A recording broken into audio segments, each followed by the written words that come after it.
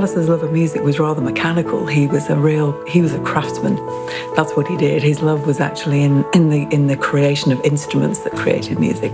And I have a photograph of Lennon and Harrison receiving their guitars from Alistair's father. Famously, the shop in Liverpool sold the Beatles their first guitars.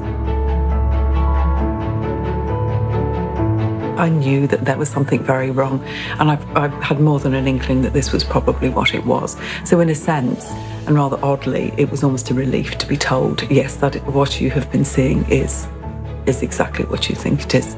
You know, your husband has Alzheimer's dementia, early onset. Once Alistair had died, I did say to people, I don't want flowers for his funeral. I'd just like you to make donations. And they raised $4,000, which is truly, truly astounding amount of money. And it was there that the fundraising started.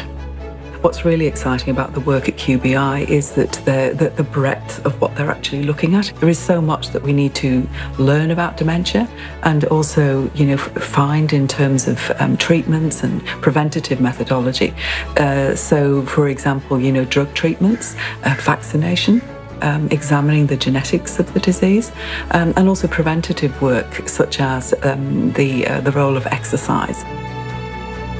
There's a group of 9 of us who are going off to Tasmania, and we'll be completing the 3 Capes walk, which will take us 3 days. And we're hoping to raise $52,000. The fund is nominated the Alistair Rushworth PhD Scholarship Research Fund, which is absolutely lovely for me to have Alistair's name there. The money that we will raise will go to a couple of researchers at QBI, keep them doing the research that they need to research, keep them going.